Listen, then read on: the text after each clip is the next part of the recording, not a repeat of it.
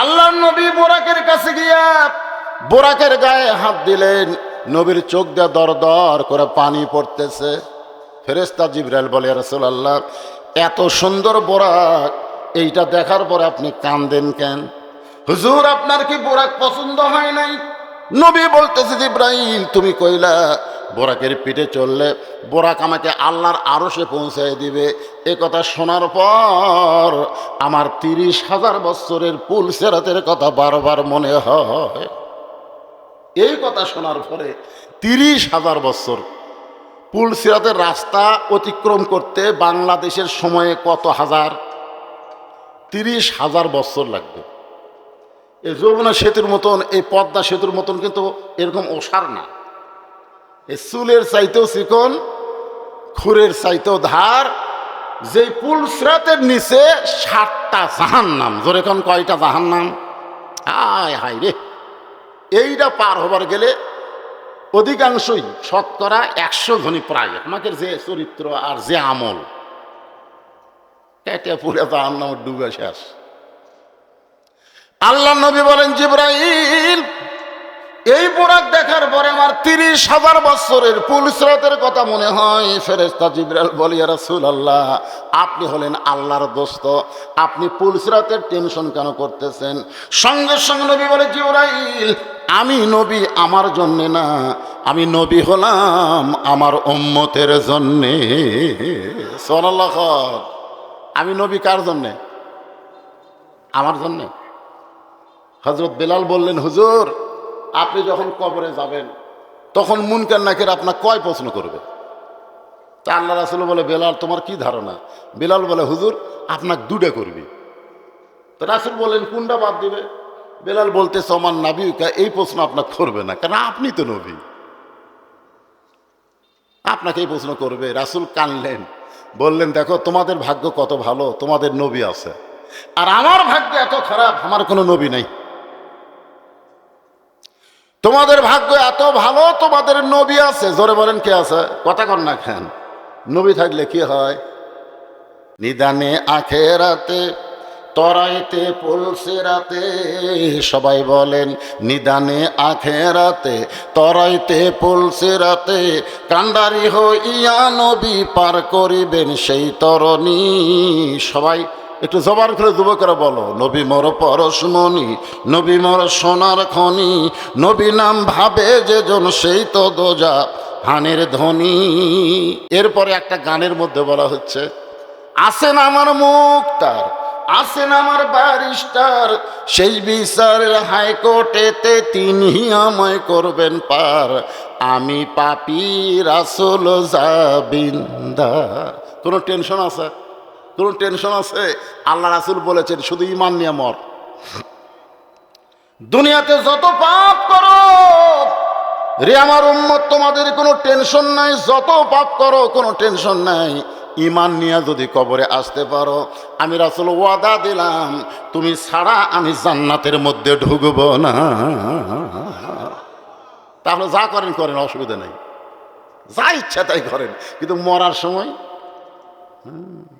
এখন মরার সময় ঈমান নিয়ে কারা মরবার পারবে? পাইকারি হারে সবাই নাকি? আজকে যারা দুনিয়ার বাড়ির দিকে বারবার তাকান, 3তলা রড বাইর করে থসে, ডান কান্দের ফেরেস্তা খায়, পাগলা তুই বিল্ডিং দেখবার যে আমার আমাকে চাপা দিস খেরে, মানে দেখবার দেয় ফেরেস্তা চাপা খায়, বুঝলে? বাম কান্দের ফেরেস্তা কয়, ওকে একটা চর দে, চর দিয়ে কবর দেখাতো, কবর দেখায়, সারা কবর দেখে না, বিল্ডিং দেখে। এরকম আছে না? কথা কন না কেন? কবর দেখবেন, কবর, কবর না দেখে বিল্ডিং যারা দেখে, এরা মরার সময় ঈমান নিয়ে মরতে পারবে না। দুনিয়ার চিন্তা করতে করতে ওর জীবন যাবে। জোরে কোন কথা, ঠিক কথা কয়? মারাত্মক কথা, মরার সময় ঈমান নিয়ে যদি মরবার চাই, যে আলোচনাটা করতেছে একটু মনোযোগ দিয়ে শুনতে হবে ভাইজান, কারণ দিন গেলেই রাতটা আসতেছে, আমাদের ভাগ্যের রাত। আল্লাহর নবীকে আল্লাহ নিয়ে গেছেন, ভাগ্য গুণে সেই নবী হলো আমাদের নবী। জোরে কোন সুবহানাল্লাহ। আমাদের নবীর সম্মান মানে আমাদের সম্মান। আল্লাহ বলেছেন, ওরা ফায়না লেখা জিকরা, ওগো নবী, আপনাকে আমি সবার উপর সম্মান দিয়েছি, নবী বলে আল্লাহ এ সম্মান আমি আমার উম্মতকে দিয়ে দিলাম। আল্লাহ রাসূল বললেন বেলাল, মানুষ কবরে গেলে তাকে মুনকির নাকি 3টা প্রশ্ন করবে। কয়টা? কিন্তু আমি যদি কবরে না যাই তাহলে কয়টা করবে? সমস্ত সাহাবীরা চুপ করছে। কিন্তু হুজুর কি কয়? হুজুর যেটা কছে এটাই ঠিক। সব নবী মরে গেলেও আমাদের নবী মরে নাই। এটা ইমানের আকিদার ব্যাপার।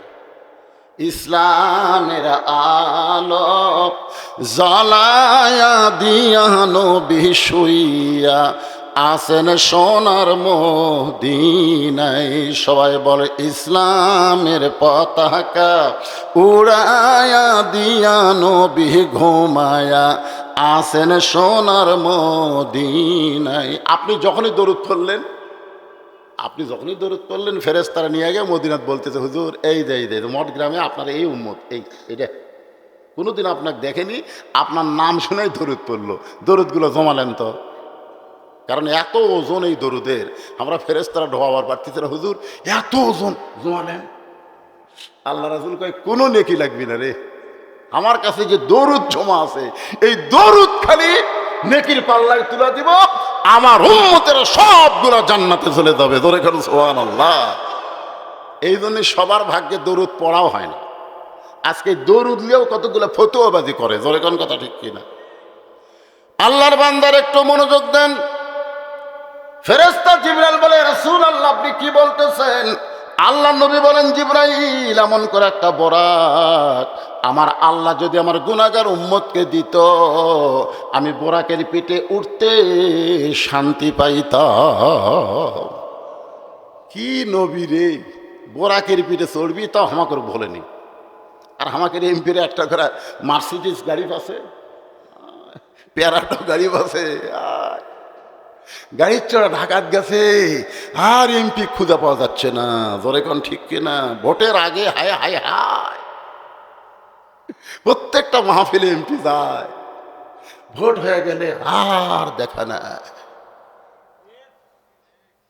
ওই নেতার চামচা হয়ে ঘুরতেছেন, খালি মরেন। হাউডার মধ্যে বাড়ি বসাবি। জোরে কোন কথা ঠিক কিনা? চামচা যদি হবার চান বিশ্ব নবীর উম্মত হন। যাত্রার চামচাগিরি করে এই সামান্য হায়াতকে নষ্ট করেন না।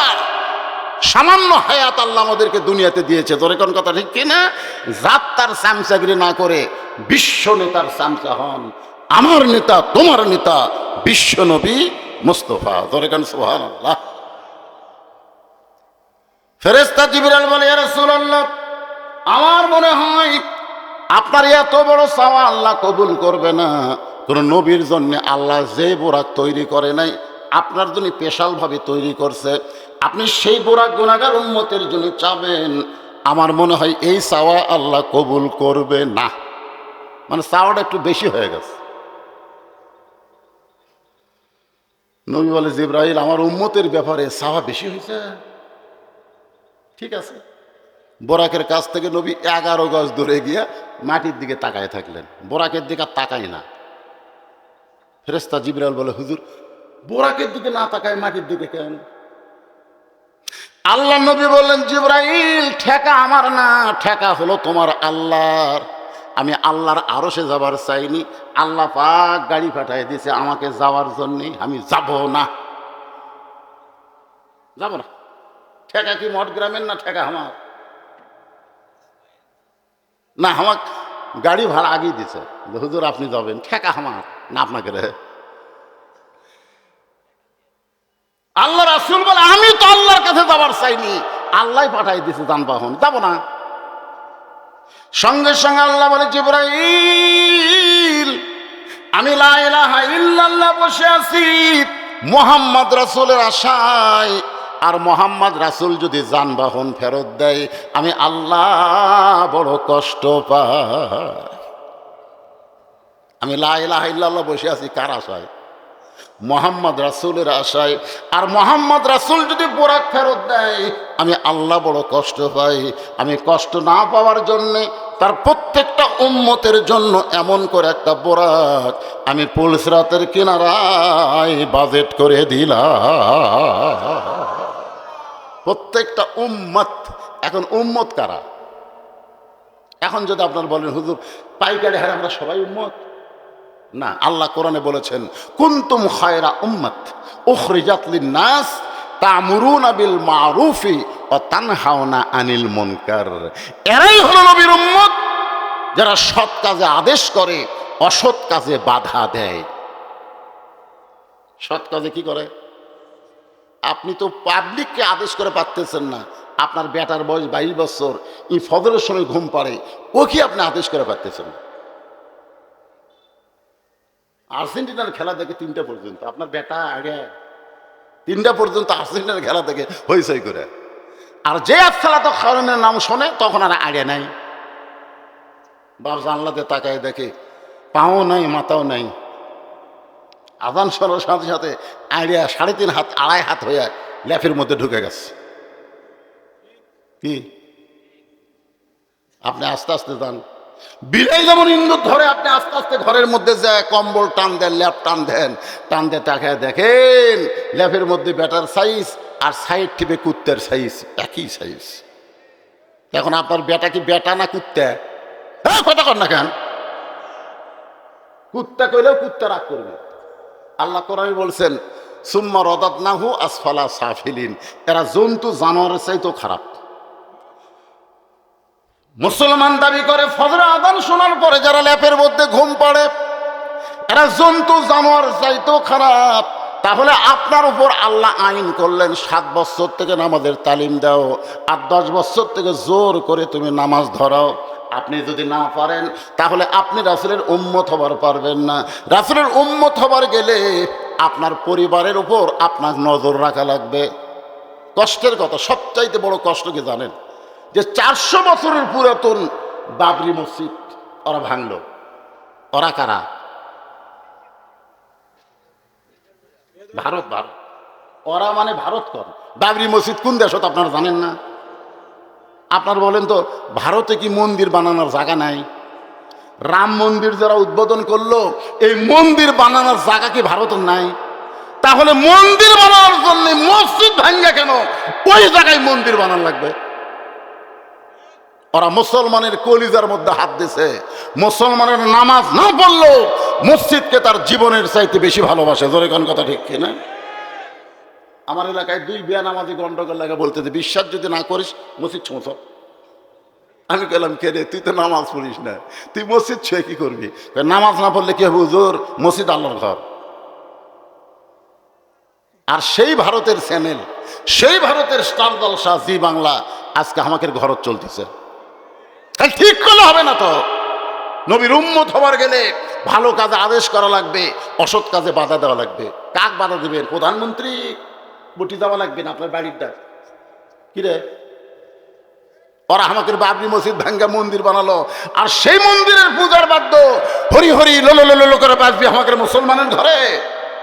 স্টার জলসা জি বাংলা লাত্তি দিয়া বাংলাদেশ থেকে বার করে দেবো। জোরে কোন কথা কন না কেন? কথা কন না কেন? আপনি যদি আপনার বউকে এ যে ওয়াজ শুনবার আছে, ভাক্কা করবার আছে, সব এরা ফাতেমার ওয়াজ শুনবি, একটাও মানবি না। খালি আমাকে হুজুর যাই করেন আর তাই করেন, ফাতেমার একটা টান দিবি। এত ওয়াজ শোনার পরে এরা স্টার জলসা ছাড়ে না। ও দোষ ওর কেনা, দোষ হলো আমাকে। প্রত্যেকটা স্বামীকে আমি অনুরোধ করতেছি, ভারত আমাকে কলজার মধ্যে হাত ঢুকেছে। জোরে কোন কথা ঠিক কিনা? ওদের কোনো চ্যানেল আমাকে ঘরের মধ্যে চলবি। ভারতের কোনো পণ্য, ভারতের কোনো পণ্য, ভারতের কোনো জিনিস আমাদের ঘরত উঠবেই। কথা কন না কেন? কথা কন না কেন? রে এত জায়গা পুরো আছে তোরকে, সেই জায়গা তোরা মন্দির না বানায় 400 বছরের পুরাতন বাবরি মসজিদ ভাঙ্গা তোরা মসজিদ বানার লাগবে। তার মানে বোঝা গেল এরা মুসলমানকে কিছুই মনে করে না। জোরে কোন কথা ঠিক কিনা? আল্লাহর বান্দার একটু মনোযোগ দেন। প্রত্যেকটা উম্মতের জন্য একটা করে বোরাক আল্লাহ তাআলা বাজেট করে দিয়েছে। খালি এই পরে আমরা চর্ম বলছেন, লাভ দেওয়া চর্ম বোরাকের পিঠে, আর বোরাক সাত করে একেবারে জান্নাতুল ফেরদাউসের দরজার যা ব্রেক করবে। কারণ বিশ্বনবীর উম্মতকে আল্লাহ যেমন তেমন জান্নাত দিবে না, যে জান্নাত দিবে তার নাম হলো জান্নাতুল ফেরদাউস। আল্লাহ রাসূল বলেছেন, যখন জান্নাত চাবা খবরদার অন্য জান্নাত যেন চাইও না, কারণ আমি আমার উম্মতকে নিয়ে অন্য কোনো জান্নাতে ঢুকবই না, সবাইকে নিয়ে ঢুকবো জান্নাতুল ফেরদাউস। জোরে কোন সুবহানাল্লাহ। সেই বোরাকের পিঠে যদি আমরা চড়তে চাই, একটু মনোযোগ দিয়ে শোনেন। আল্লাহ নবী বোরাকের পিঠে চললেন, বোরাকের উড়ে যাবে, বোরাক উড়ে যাবে, কিন্তু বোরাক হাঁটিয়া যায়।